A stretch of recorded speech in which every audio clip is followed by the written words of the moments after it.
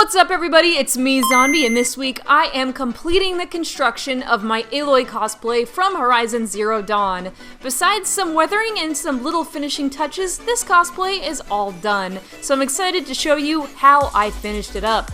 To make the sheath on the back of the belt, I used the same method as my foam bags and just cut out some pieces of foam and surrounded them with some faux leather. I used hot glue to glue everything in place, and ta-da! The basic construction of my sheath is complete.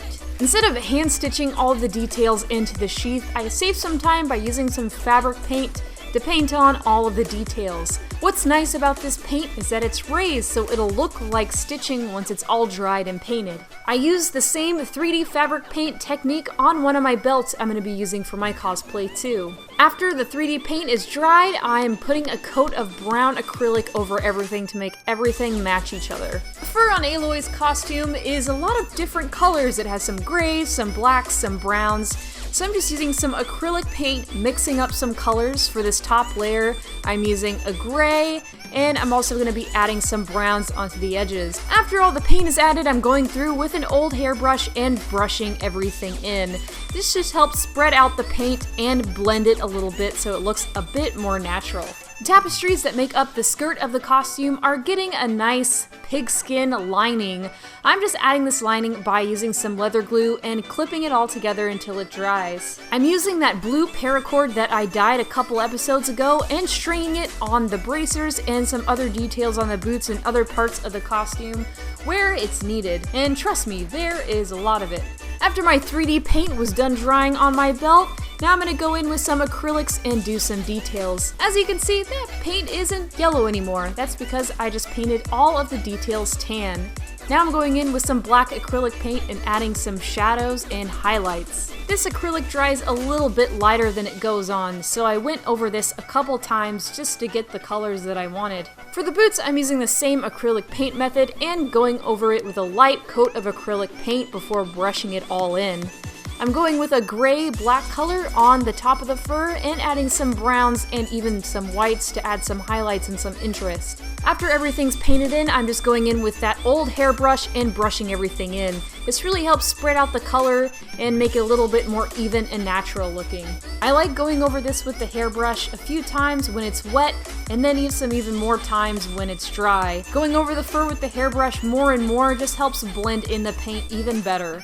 I'm using the same technique on the bracers. This is a little bit more tricky because the fur is not as long here, but you can still use the end of the hairbrush to really mix everything in. Since I have my black acrylic paint out, I'm just going to go ahead and weather all of this stuff too. I'm adding water and black as needed and really mixing everything in. After the sheath is dry, it needs a few brads for the details on the side.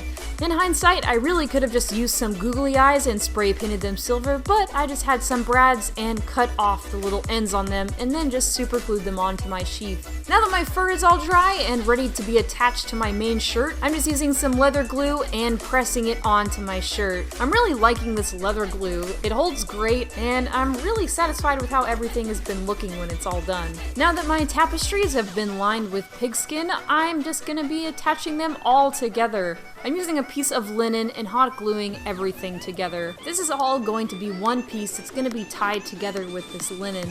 I'm just looking at my reference picture and mixing acrylic paints that match the reference photos for the quiver. I'm gonna wait for all these base colors to dry before weathering the quiver too. I know the entire costume isn't weathered, but I'm pretty excited to at least be able to put it onto a mannequin.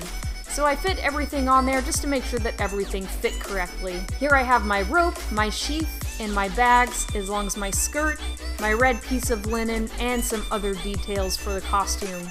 And there's the bottom half of the costume, pretty much done. And it looks like it fits all together pretty nicely. I decided to remake the undershirt that I did in a previous video just because I didn't like how it looked very much. This new shirt is made out of linen, and I liked how it looked and fit much better. I made the pattern for my undershirt from a shirt that I had in my closet. It was super easy. All I had to do was trace that shirt onto some fabric and then sew it all together. I'm using some caramel colored linen for the triangle detail on the front and the back of the shirt. For the caramel color triangle detail on the front of the shirt, I just pinned that piece straight onto my linen shirt and top stitched it all together. For the red details on either side of that caramel triangle on the shirt, I just wrapped up some red linen and ironed it into a long rectangle. This is about an inch in width and will be covering that top stitch that we just did on the shirt. Now that everything's sewn together, I'm using some black fabric paint and adding a zigzag detail onto the red. I'm deciding not to hand stitch this detail because it'll save me some time and I don't have any black thread. Once this is weathered, you're not going to be able to tell that this isn't hand stitched. And there you have it, folks. That's all of my base pieces all constructed. I can't wait to finish weathering this thing and, of course, make the bow. Then the costume will be complete. I'm so excited to finally put this on, and PAX South is less than a week away. So wish me luck on finishing this costume, and I hope I get to see you guys at PAX South. Thank you guys for watching, and make sure you hit that subscribe button so you don't miss the next video. If you have any questions, just put one right down below in the comments, and I'll get back to you as soon as I see it. Thank you guys, and I'll see you soon. Bye!